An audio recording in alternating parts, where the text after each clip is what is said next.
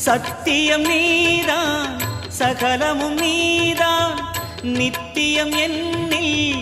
நிலைப்பவன் நீதான் அருணாச்சலா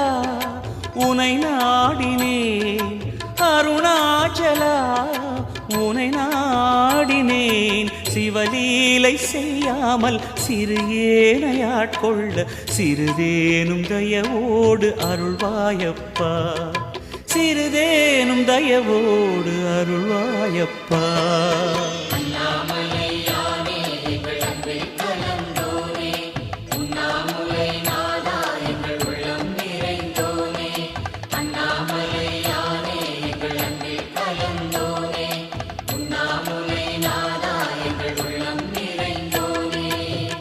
சிவமயமாக